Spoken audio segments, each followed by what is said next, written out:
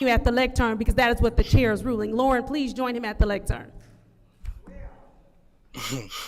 Please proceed with her time. Mr. Edwards, you can go have a seat. I'm done. Thank you.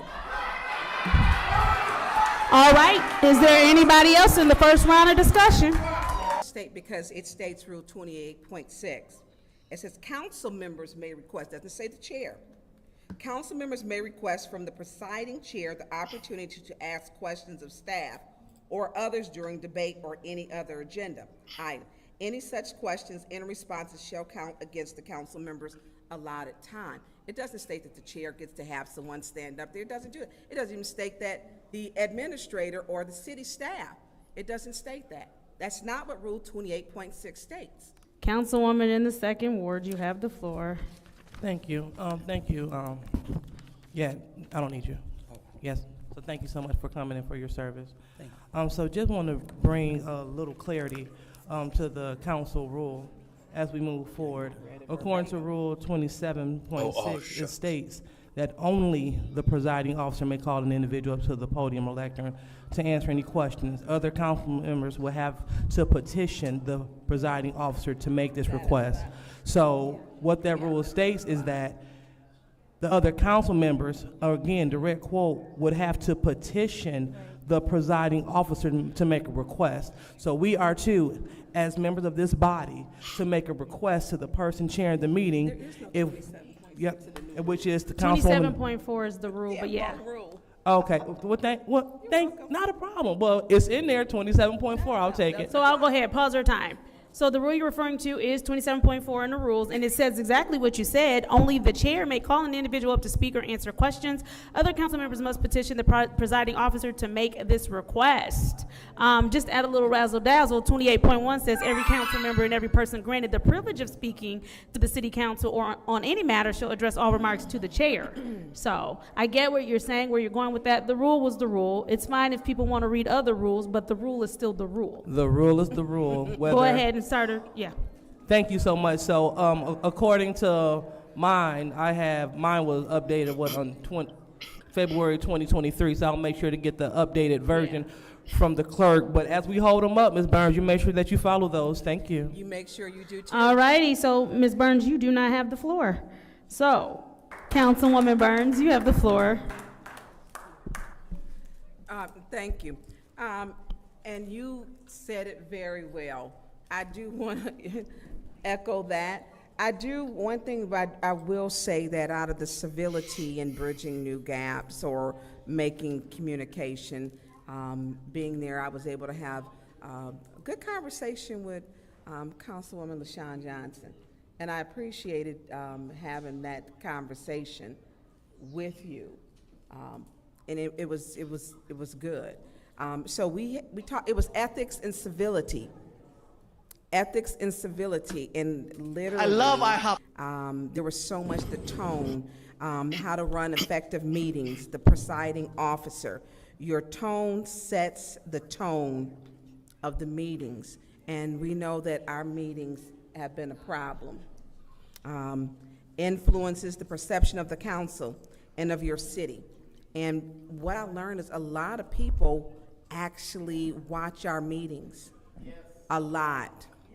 And I was really surprised, and it's almost like a line drawn, and it's like a line drawn, and I was really, it would have been, it's kind of like winning the lotto with the Powerball if we could have come back with something else to work with, but you can see we came back the same way that, we went, right. And that's unfortunate because there was so much, the art and how projects brought things together.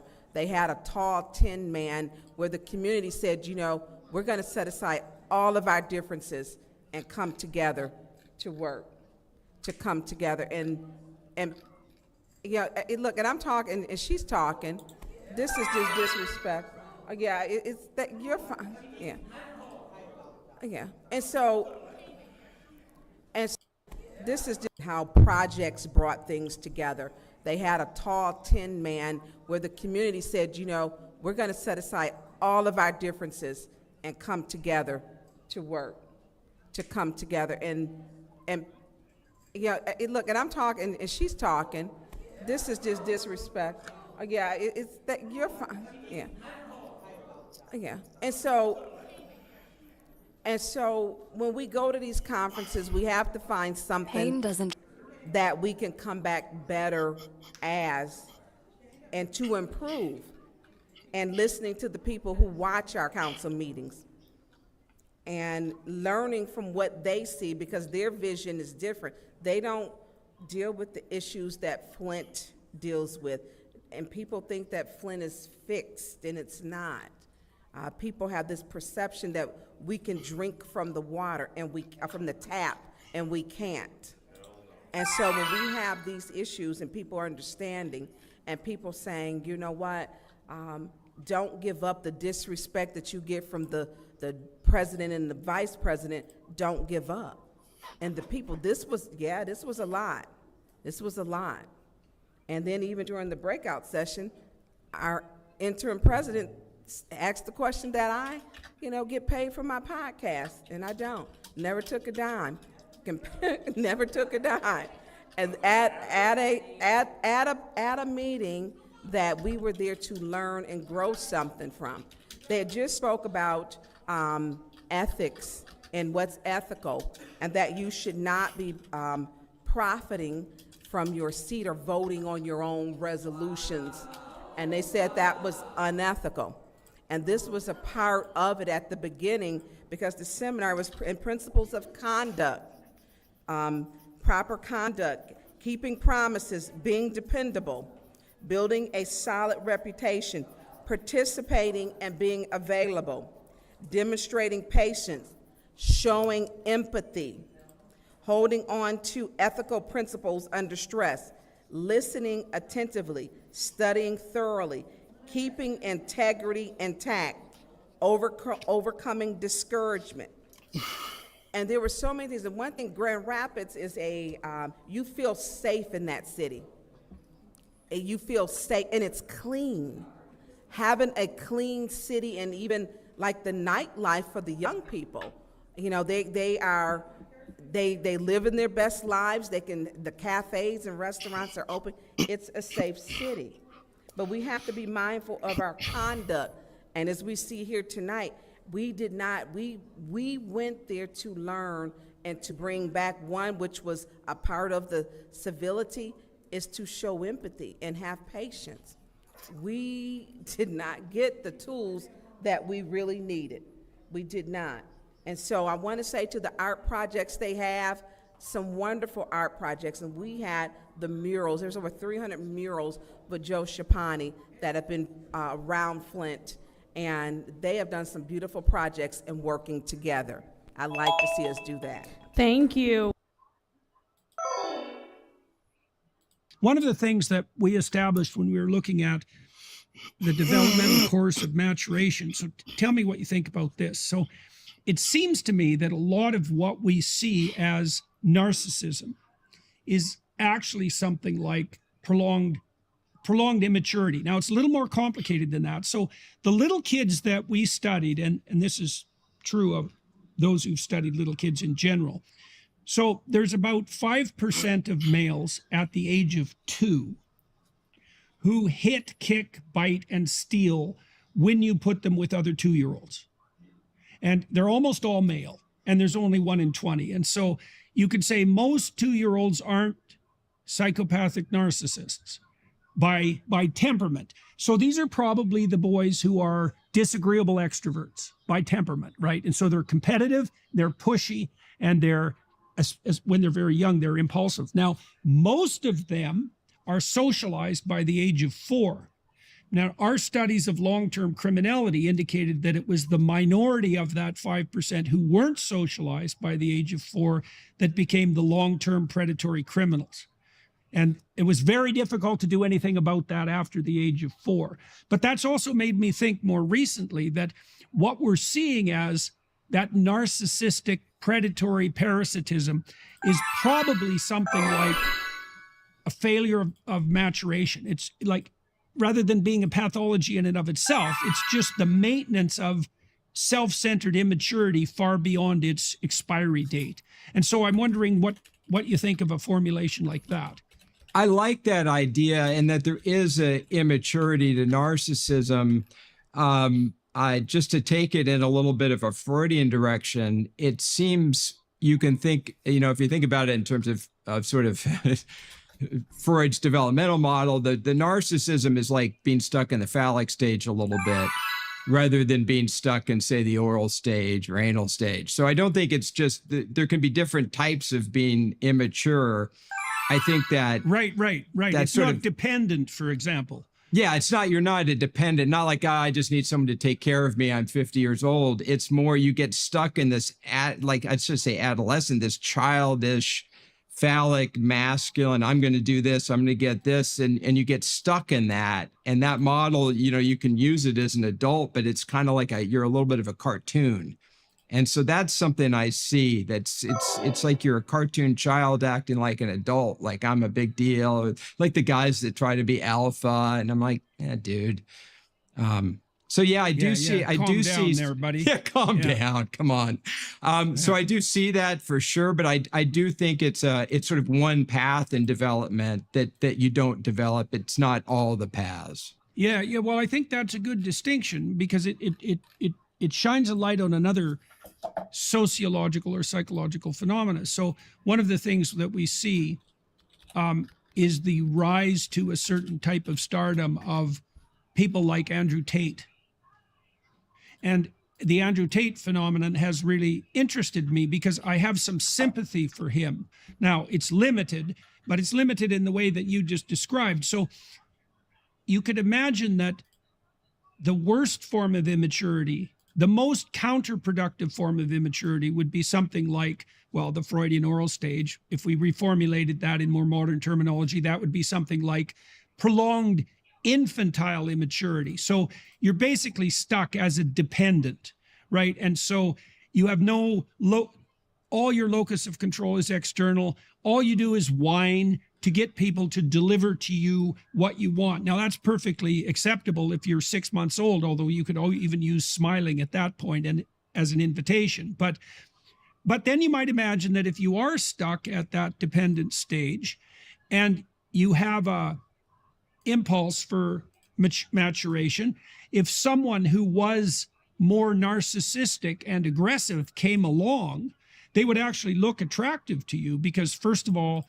it's better to be a narcissistic extrovert than it is to be a dependent infant. That doesn't mean it's good, right? But it does mean that it's better. Yeah, well, and you can think about that from an evolutionary biological perspective too, because it's definitely the case that manipulative psychopaths can be successful in finding sexual partners, whereas infantile dependent men, they're just not going anywhere on that side of things, because they can't, like, virtually no women are attracted to infantile dependent men. Some women are attracted to narcissistic glowhards, right? So yeah, is that in keeping with your understanding of the developmental progression? Yeah, I mean, I think it makes sense, and I like how you're saying that. Like, look, dude, it's better to be narcissistic and full of yourself if you're a guy than just be a dependent loser. Which is so true, and it sucks.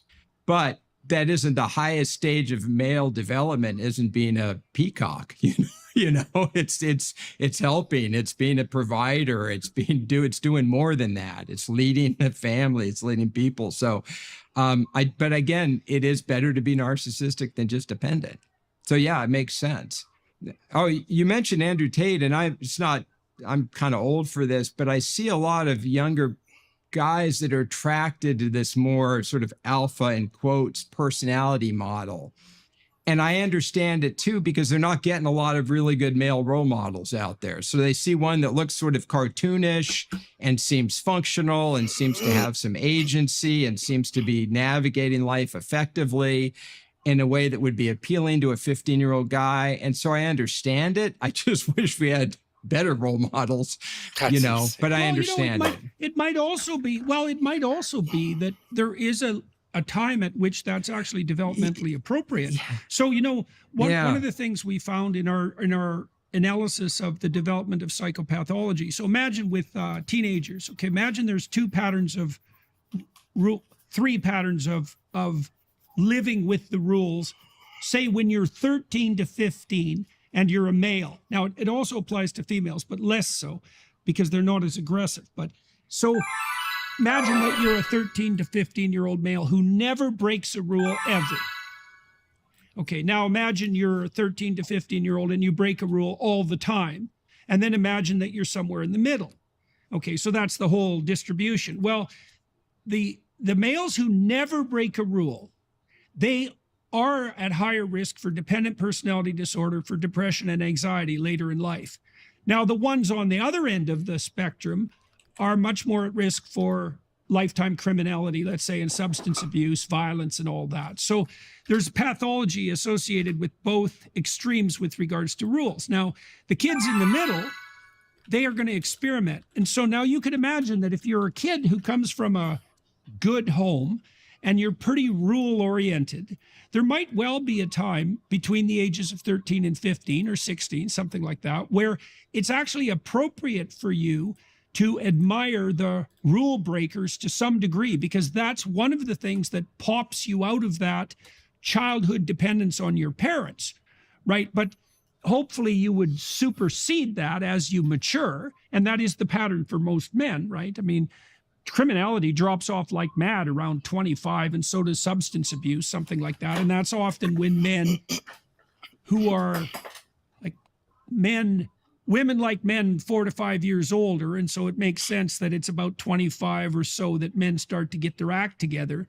And that's when they take that step beyond the more narcissistic and showy aspects of masculinity and take on these roles that are oriented towards a longer time span and a broader social horizon.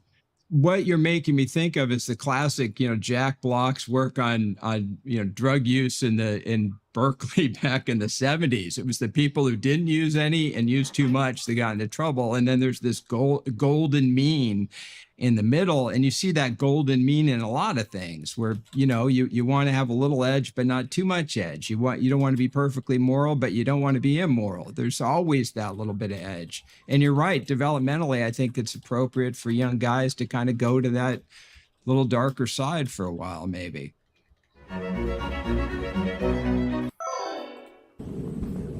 Hey, excuse me. I ain't trying to bother y'all. Are y'all together? Or y'all like related or something like that? Together? It might be better for me to ask something instead of asking. Hey, would you mind taking a video of me? Would you mind taking a video of me? Yeah. All you gotta do is hold the camera. You don't gotta do nothing.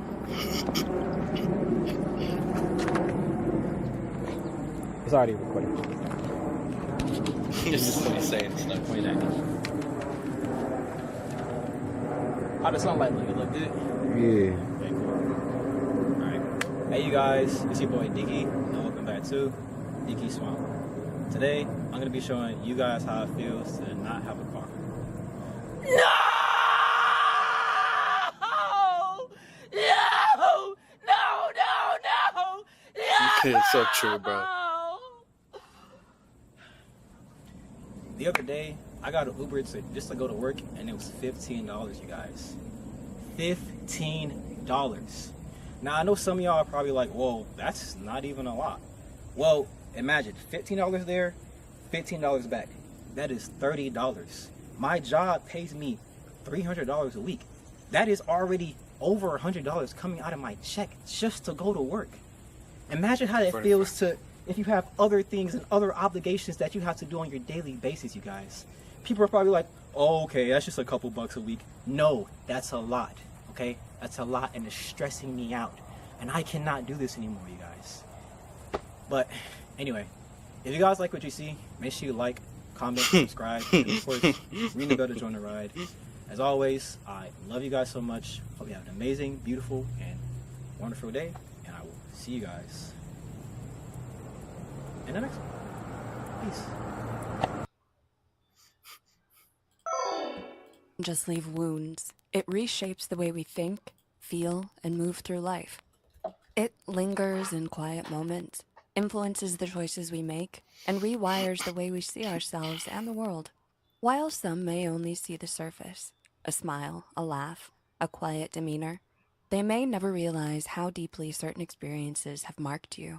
If you've been through pain and are still processing it, this isn't just a list, it's a mirror, a space to help you feel seen. Here are 10 unexpected ways pain changes us. Let's begin. 1. A deepened sense of time.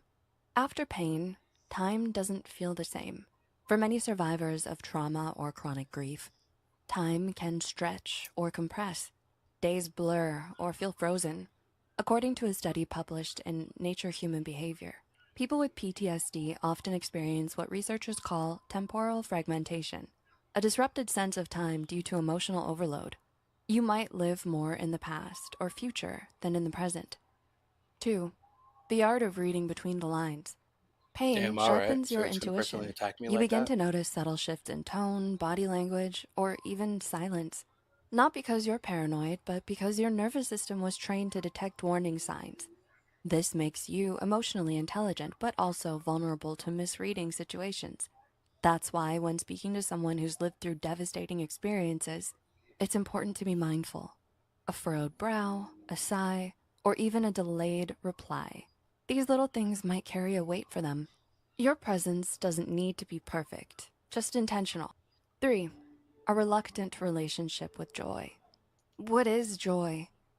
It's that lightness in your chest, the unfiltered smile, the ability to laugh without caution. But after pain, many people can't remember what that felt like. Sometimes joy disappears so slowly that you don't even notice it's gone. You forget what it feels like to feel free. And when it returns, it can feel almost foreign.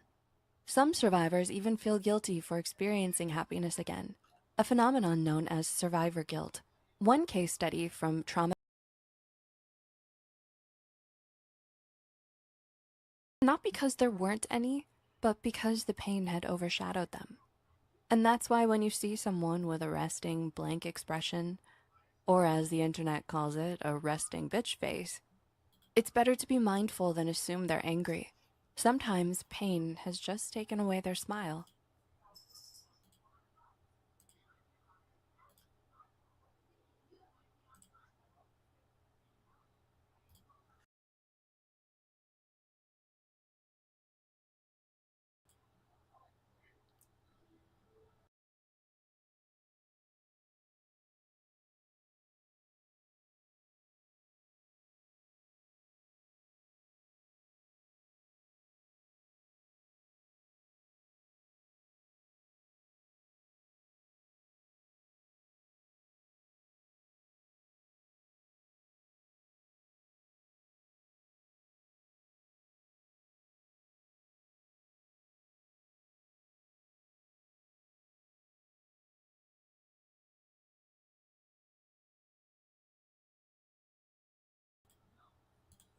Number 4, a drive to create something meaningful. Pain often fuels creative expression or purposeful change, from art and music to community organizing and advocacy. Those who suffer deeply often find meaning in easing the pain of others. The founder of this channel, Psych2Go, created a space where difficult emotions could be understood without shame through digestible animation. Many of you watching may feel the same pull, to be kind, to listen, to make others feel less alone. When you felt pain, you want to prevent others from touching that same hot stove. Like an abandoned puppy that flinches when someone reaches out, those of us who've been hurt may not immediately show trust or affection, but over time, through safety and consistency, we open up, and that healing becomes part of our purpose. Number 5, a new definition of strength. After surviving pain, strength no longer means